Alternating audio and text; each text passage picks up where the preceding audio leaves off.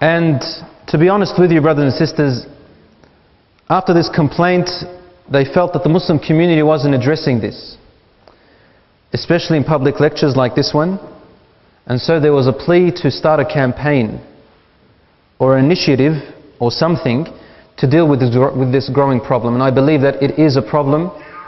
I didn't realize this in the beginning, but when it has come pointed out to me and I saw the severity of it, it can really turn you into a being that can no longer benefit themselves or the community or Islam. Some of them unfortunately have even left faith in Allah subhanahu wa ta'ala because of that as well. Before I go into this topic, and this is why I chose the topic to be Islam is my image and Iman is my beauty. Just by looking at the heading, it should direct you to what we're trying to actually say here. What you really should be focusing on, and I address our sisters first and then our brothers. That Islam should be your image and Iman should be your beauty. Because that's lasting and that will benefit you in this life and in the hereafter, which is eternal, in paradise inshaAllah. And it will save you from your paranoia. This is what I'm going to address tonight inshaAllah, and I have to admit that by far, in all my 11 years of lecturing public speaking, this is the most difficult topic for me to address. I'm actually quite nervous for the first time to address you on this topic. Namely because I don't think I'm going to be able to provide you with one single answer that will serve you. I don't think that tonight will provide you with all the solutions. Because some people have reached the point of psychological or mental illness. And that requires prolonged counseling, lots of work. It can't just work with one public speech. And I thank Brother Abu Ahmed from IDCA, who mentioned in that forum that this topic is only a reminder to try and sort of initiate a process for everybody to think about and probably establish something to save our sisters and our brothers. Because we must care for one another. We are like a building that each brick holds the other brick and supports one another. And to be honest with you, I may stumble or fumble on some words or expressions unintentionally that may, I don't know, they may hurt some people here, I don't know, it could. Because it's such a, there's no single way of approaching this topic. And because of when it involves psychological disturbances and paranoia, any tiny word may be misunderstood from me. So I apologize first before I begin, that if I do say something that you may feel uncomfortable with at any stage, I deeply apologize. It is unintentional. I'm trying to cater for everybody. And if there is any clarification that you need me to point out, inshallah there will be an opportunity for you at the time of questions and answers. Please ask for clarification. I don't want to walk away where I hear somebody say, Brother Belal said this and I feel uncomfortable or disturbed now, he's ruined my life, especially if I'm going to mention something in public. I really can't sleep the nights, to be honest with you.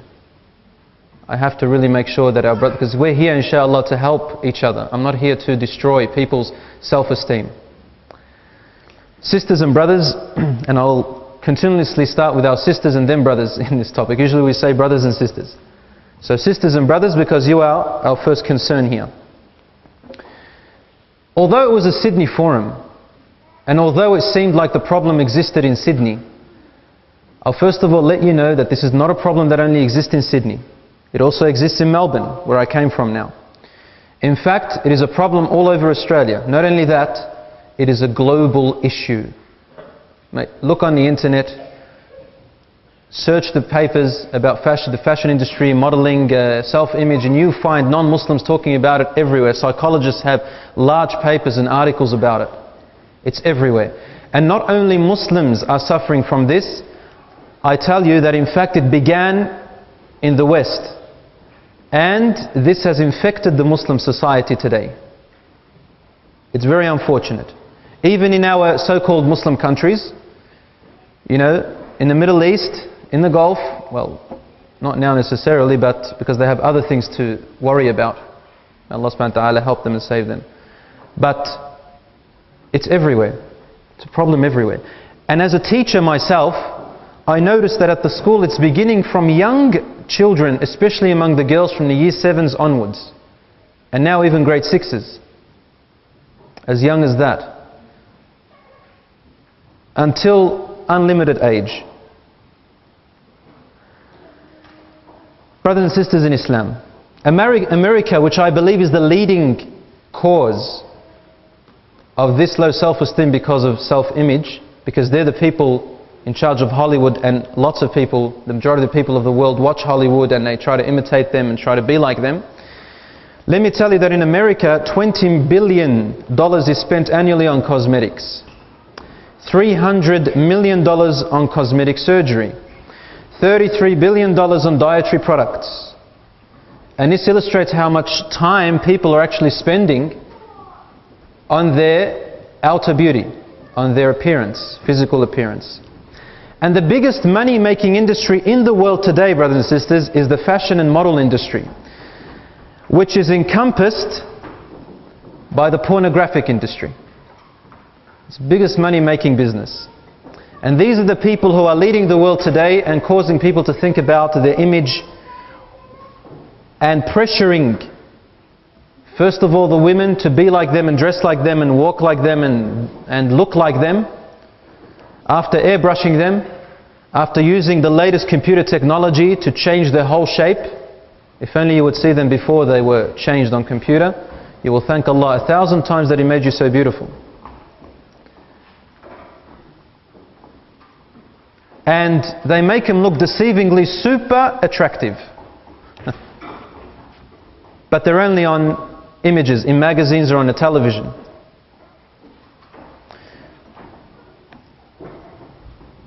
And this has led the rest of the world, especially, as I say again, our females, to develop an obsessive compulsive disorder of trying to perfect their looks to imitate those models.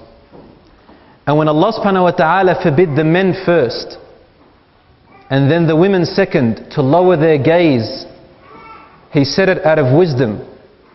Today I admit that a lot of men who I hear from have found that the biggest struggle to actually lower their gaze when it comes to these things, unfortunately.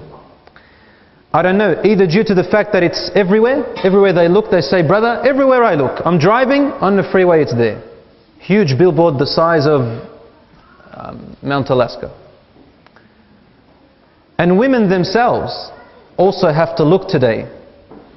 And there is a great wisdom in Islam why the Prophet ﷺ made a boundary to how much a woman can show in front of another woman. A lot of people might say, well, but we're women. No, it's not as simple as that. Women can be affected psychologically, as we now see from other women's features as well.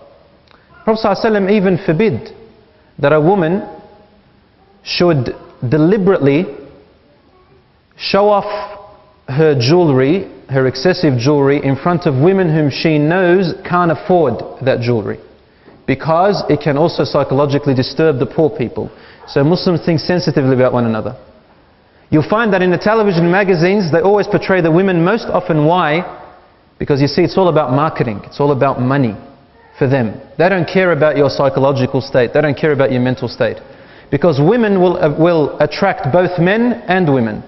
Whereas you find less of men, because men attract women in their eyes. Lately you've been seeing more men because of the homosexuals that are out there, unfortunately. Especially at high schools, mostly.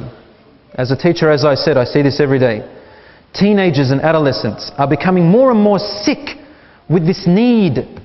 All right, I call it, they think that it's a need to impress others and be accepted in their peer groups and in society. You find them sometimes some of them they don't rock up to class because they've got peer pressure. They don't look what they have to look. They don't act the way they need to act in order to be accepted among their peers. And they're always sort of not listening, not paying attention in class, because they're afraid. Am I going to be disapproved if I answer this question, or if I listen, or if I act like a nerd, and so on and so forth?